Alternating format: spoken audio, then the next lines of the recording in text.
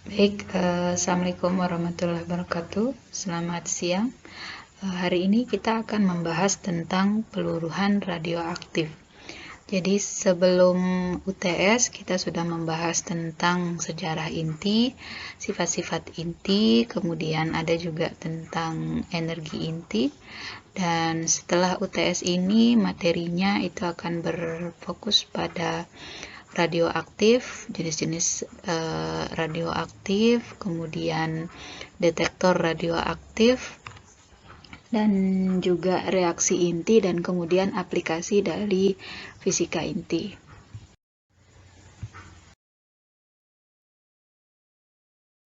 Sebelum kita masuk materi, mungkin masih ada yang ingat pelajaran SMA tentang waktu paruh. Nah, apa jawaban dari pertanyaan ini? Jadi waktu paruh adalah waktu yang dibutuhkan oleh bahan untuk meluruh menjadi setengahnya, seperti yang ditunjukkan pada persamaan 5.4. Nah, kemudian kalau untuk persamaan secara garis besarnya itu ditunjukkan pada persamaan 5.3. Ada yang bisa menurunkan persamaan 5.4 dari persamaan 5.3? Kemudian pertanyaan selanjutnya, dari 3 reaksi ini, manakah reaksi yang mungkin terjadi? Sebagaimana kita ketahui bahwa reaksi yang benar itu adalah di mana sebelah kiri itu jumlahnya akan sama dengan sebelah kanan. Jadi ketiga reaksi ini merupakan contoh dari reaksi peluruhan dari atom induk menjadi atom anak dan menghasilkan neutron.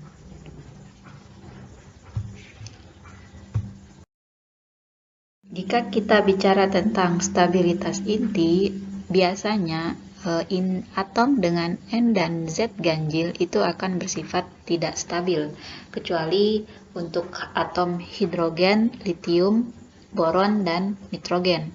Jadi keempat atom ini dia N dan Z-nya ganjil tetapi dia bersifat stabil.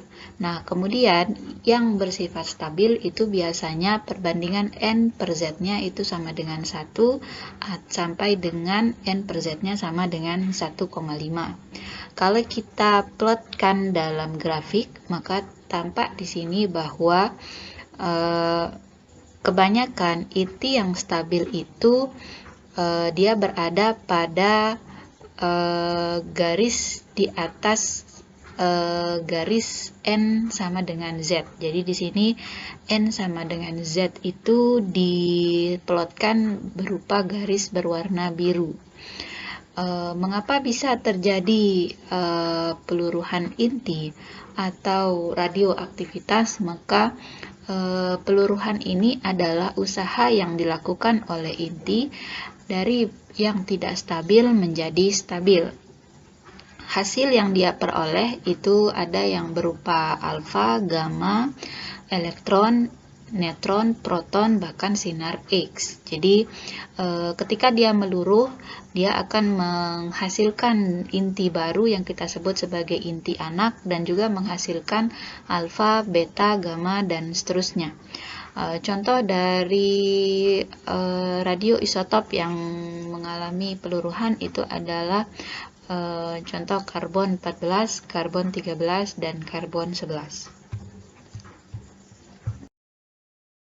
Berikut adalah jenis-jenis peluruhan. Jadi jenis peluruhan itu ditentukan dari hasil partikel apa yang dia hasilkan. Jadi kalau dia menghasilkan partikel alfa, maka disebut sebagai peluruhan alfa.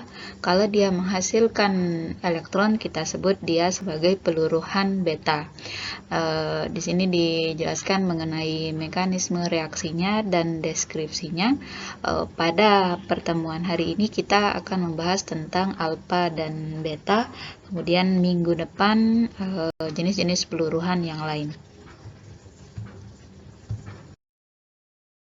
Jadi dikatakan dia bersifat radioaktif itu adalah jika dia menghasilkan emisi secara spontan.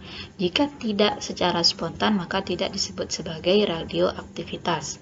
Dan kemudian 3 jenis radiasi yang sering terjadi itu adalah alfa, yang merupakan peluruhan yang menghasilkan inti helium, kemudian partikel beta, di mana partikel beta ini ada 2, positif dan negatif, dan kemudian sinar gamma yang merupakan foton berenergi tinggi. Satuan dari radioaktivitas diambil dari nama peneliti yang fokus mempelajari tentang radiasi seperti misalnya Marie Curie, Becquerel, dan Ronson. 1 Curie itu sama dengan 3,7 kali 10 pangkat 10 peluruhan per detik, atau sama dengan aktivitas dari 1 gram radium. Ada yang bisa menyebutkan apa saja penemuan dari setiap tokoh ini?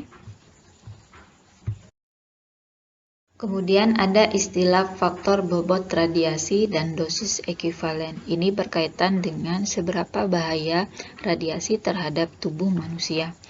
Misalnya untuk sinar gamma, sinar X, elektron, dan muon itu memiliki nilai WR sama dengan 1. Sedangkan radiasi alfa itu nilainya WR sama dengan 20. Kemudian ada dosis ekuivalen. Di sini satuannya ada 2, ada rem, dan yang standar internasional itu adalah sievert. 1 rem itu sama dengan 1 radiasi dikali dengan WR, sedangkan 1 sievert itu sama dengan 1 gray dikali dengan WR. Setiap benda elektronik di sekitar kita itu pasti menghasilkan radiasi, hanya saja tidak berbahaya atau masih dalam ambang aman.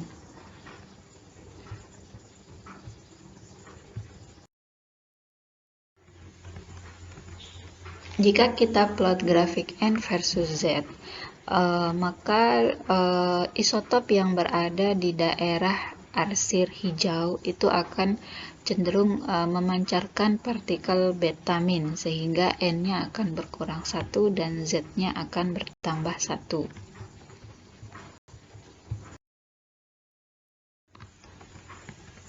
Sedangkan isotop yang berada di daerah yang diarsir kuning itu akan cenderung memancarkan partikel alfa, sehingga N-nya akan berkurang 2 dan Z-nya juga berkurang 2.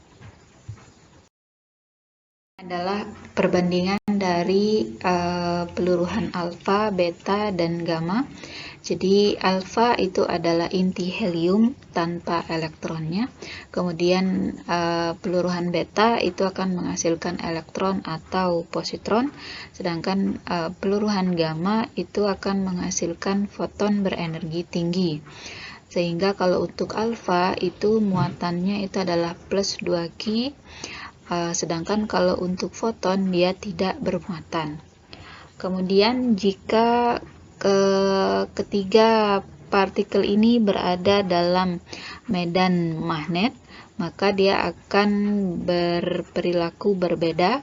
Seperti pada gambar itu ada medan magnet yang berarah ke dalam, maka partikel alfa itu akan dibelokkan ke atas, gamma itu tidak akan dibelokkan, sedangkan elektron itu akan dibelokkan ke bawah.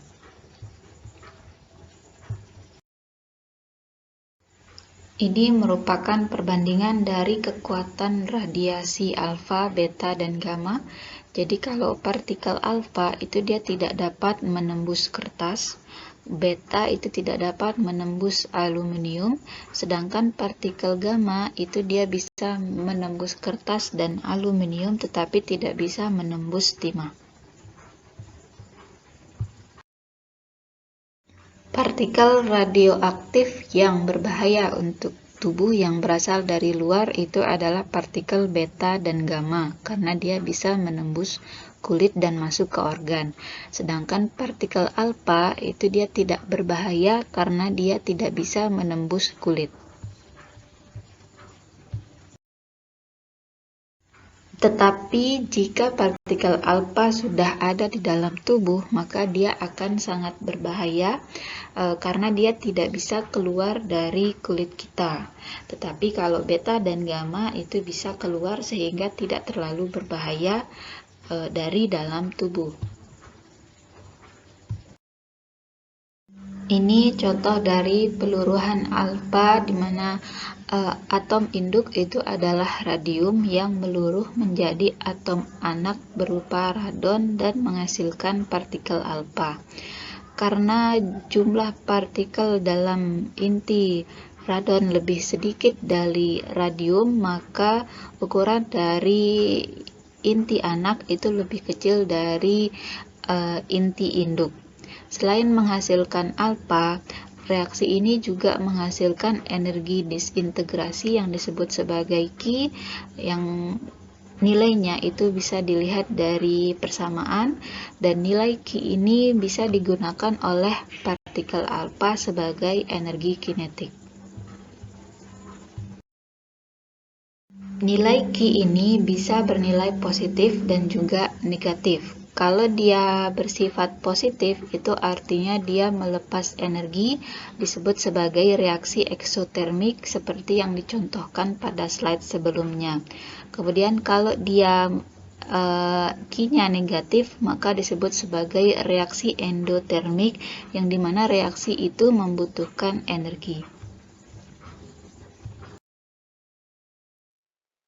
Baik, sekian untuk materi hari ini. Kita akan lanjutkan pada pertemuan berikutnya. Kita akan membahas lebih detail mengenai peluruhan alfa, beta, dan gamma. Terima kasih.